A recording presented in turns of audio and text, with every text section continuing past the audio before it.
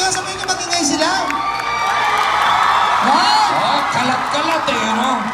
Okay, eto na, saksiyan natin ang performance ng mga taga-Malabon!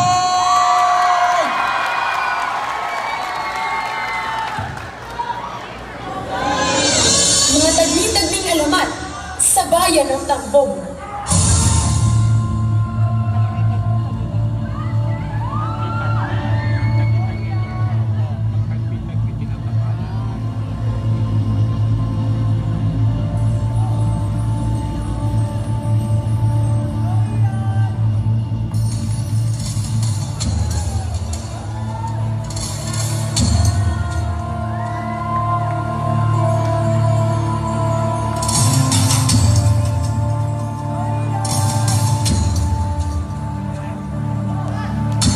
Sa bayan ng Tambong ay may magkapatid na nagngangalang Ambon at Munag na madalas magpunta sa bakawanan upang doon maglaro at manghuli ng ibon.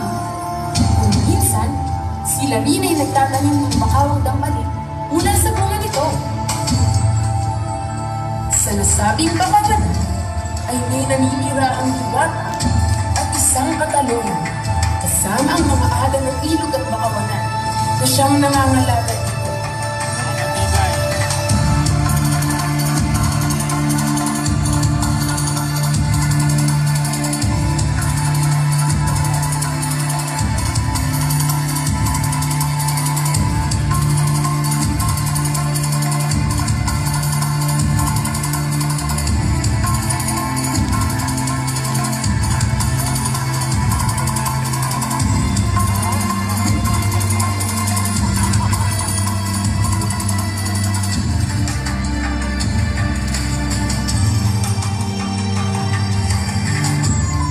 Sa kabaitan ng magkapatid, sila ay binigyan ng diwata at ng katalunan ng limbo.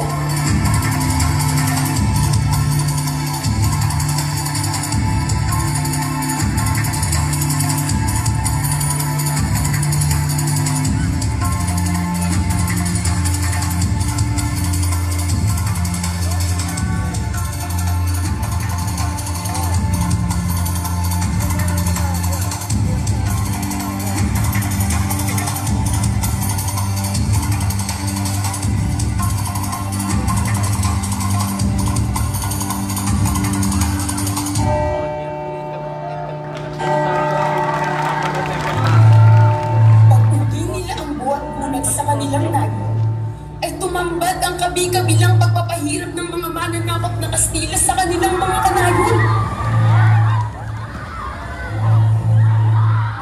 Nalaman din ng mga fraile ang tungkol sa ginto na kanilang nakuha mula sa bakawanan.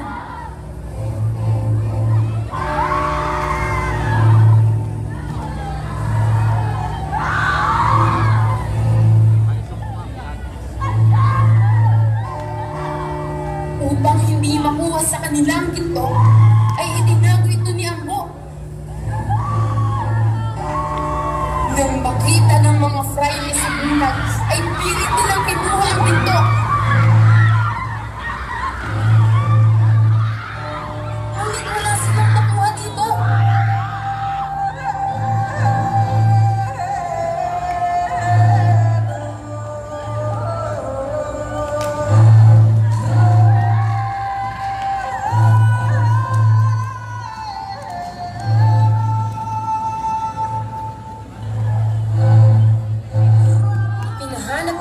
Si Ambo at nahuli ito kasama ang kapatid nilang babae na si Sabi.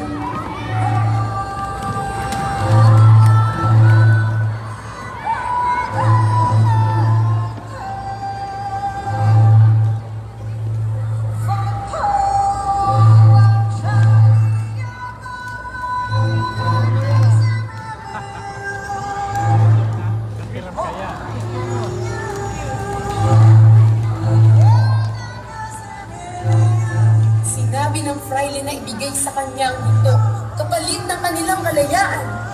Ibinigay ni Ambo ang ginto sa fraile.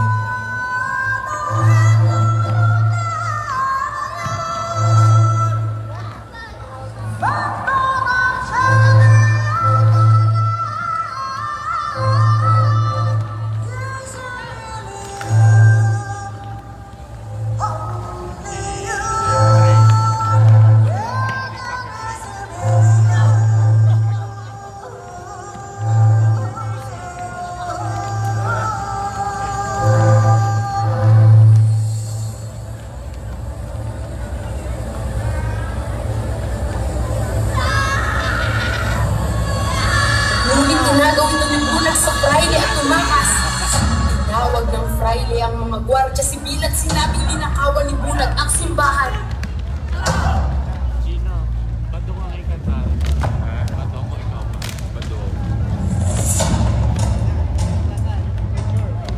Hinabol ng mga gwardya sibil si Bunag sa pakawanan.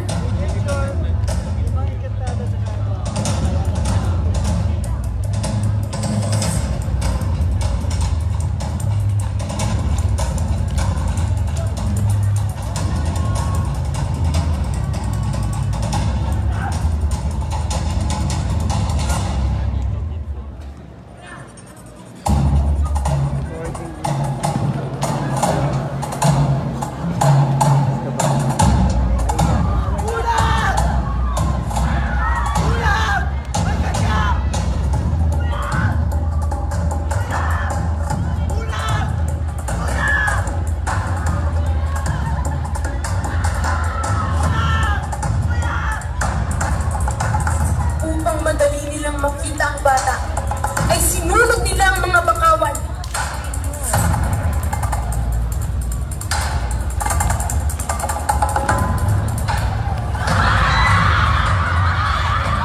Nahuli nila si Bunag at nakuha ang ginto. Inihulog nila ang bata sa ilog.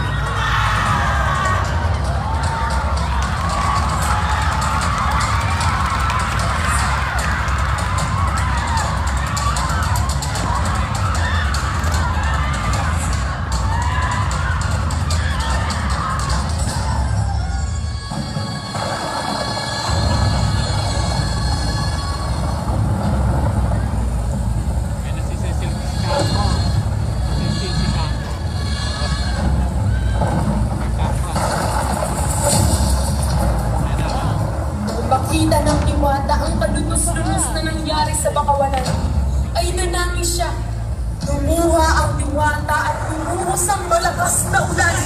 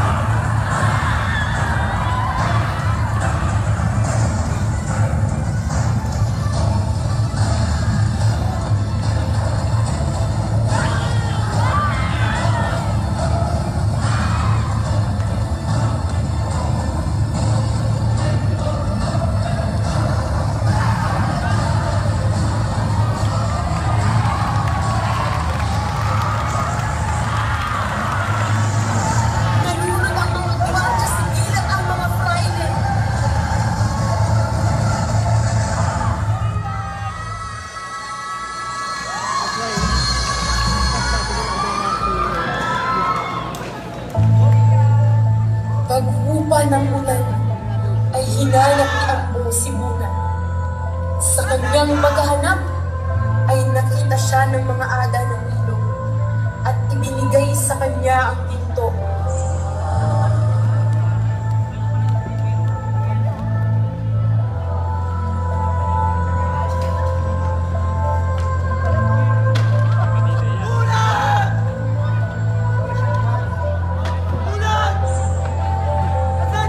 Natagpuan niya rin si Bunag na nagpalutang-lutang sa ilog.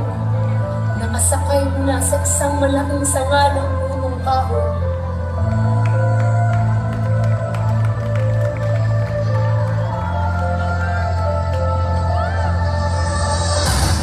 Ang bayan ng Tambok ay hitik sa mga alaman at mga kwentong umuugnay sa mayayabang na kasaysayan ito.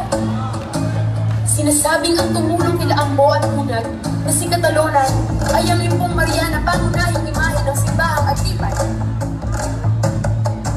Ang Diwata naman ay ang La Inmaculada Concepcion na imahe ng simbahang Katoliko Romano. Ang malaking butil ng ito ay tumunaw upang maging tabak na hawak ng imahe ni San Bartolome de